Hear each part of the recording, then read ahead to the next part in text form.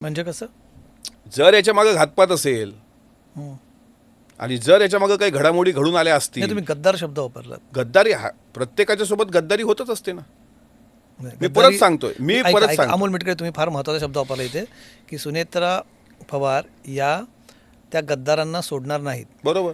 गद्दार म्हणजे तुम्ही हा शब्द वापरतायत. गद्दार म्हणजे आपल्या आजूबाजूचा जो माणूस असतो, जो त्याच्यामध्ये दगाबाजी करतो, त्याला आपण गद्दार म्हणतो.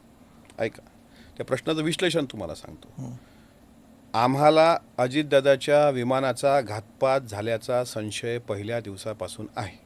हं. दादांच्या विमान दुर्घटनेनंतर ममता बॅनर्जींनी हा संशय उत्पन्न केला. बरोबर. थोड्या वेळानंतर पत्रकार परिषद घेऊन पवार साहेबांनी हा विमान अपघात आहे असं सांगितलं, कारण तिथली परिस्थिती तशी होती. त्यांनी जर म्हटलं असतं की नाही हा घातपात असण्याचा मला संशय आहे, तर अख्खा आगडोंब उसळला असता महाराष्ट्रामध्ये. आणि ही शंका पक्षालाही होती, म्हणून सुनेत्रा वहिनींच्या नेतृत्वामध्ये शिष्टमंडळाने मुख्यमंत्र्यांना निवेदन दिलं ना. पण जर याच्यात घातपात सर्वात सिद्ध झाला आणि जर कोणी आढळलं, आता तुमचा दुसरा प्रश्न असा आहे की अवतीभोवतीचे तुम्ही वापरलेला शब्द आहे की जो गद्दार असेल त्याला सुनेत्रा वहिनी सोडणार नाही. जो कोणी, मी तुम्हाला परत मी तुम्ही गद्दार शब्द मागे घेताय का? त्या मुद्द्यावर मी ठाम आहे.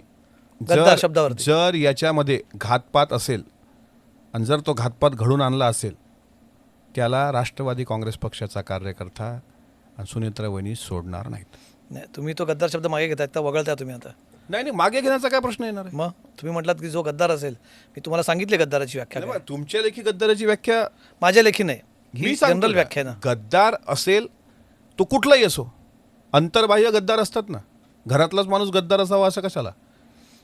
हा, तुम्हाला काय ना पक्षातलं असेल मग पुणे. ते मी नाही सांगणार, ते माहिती आणि ती स्पष्ट झाल्यानंतर ठरू ना.